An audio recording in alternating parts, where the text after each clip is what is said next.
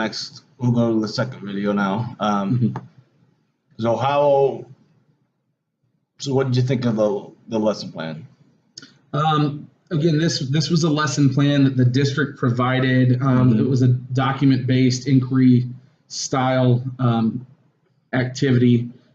It's meant to be in groups when it's done in the classroom to kind of help increase student discourse and discussion. One of the classes, it's very difficult. It's smaller in numbers, but they are students that have a lot of, I don't know that I want to say behavior issues, but they don't have a lot of tact and they don't really have a filter sometimes.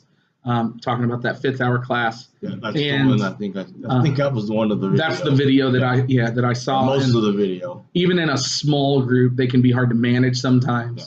So as far as how it went, I think the activity was good. I think it may have been a little bit too, again, high for that particular class, not the other two classes that we did it with. I think it was at their level as far as what the reading required and the comprehension, the use of the primary sources, all that I think was fine. Just for a lower level class like the 5th period class is, even with our guidance, I think they struggled a little bit. But I had never used this activity before either. This is a new one that they asked us to try this year. So my takeaway from that is that for your on course and maybe advanced learners, either in a group or individually, that the activity is fine. For the lower level, I think we would need to find a way to kind of break down some of the primary sources a little bit more so that the vocabulary being used and the language that was used in that time period is more understandable. That was one of the things that I kind of noticed too, was we might have needed to maybe give them a little bit more vocabulary.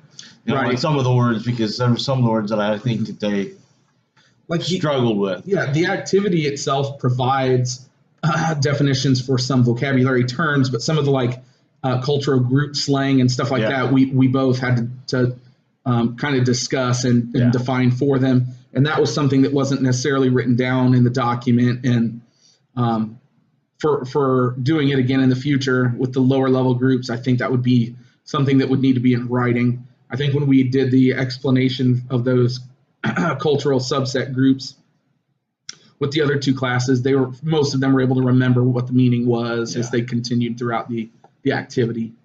But I found both of us kind of repeating it multiple times.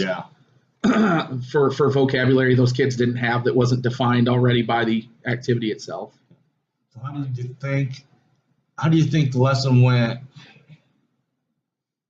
in that 5th hour where we just split half the class and half the class, with the other hours where we just had them in groups of 4?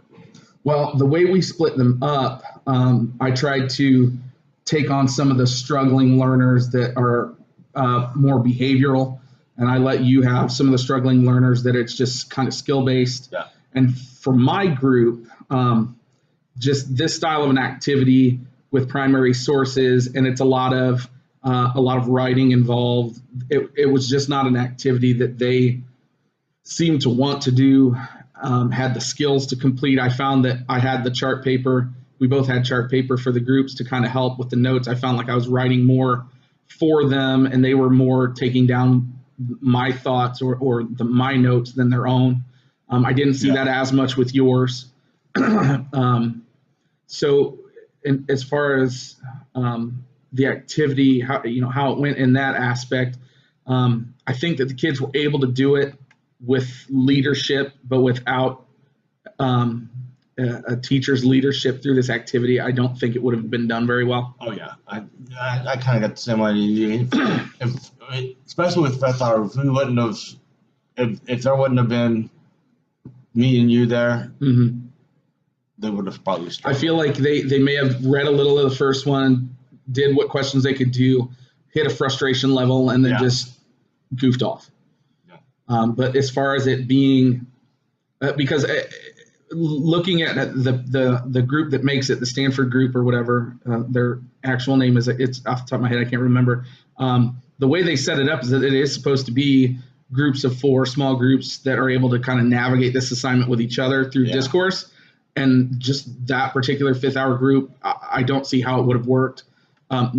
Taking behavior completely out of account just because of the low reading level and the low writing ability that this activity requires, I just don't think the skills are there to have been able to do it as intended. So having us split them up into groups that we kind of help manage and even lead, I think was the only way that that group was going to get through that assignment.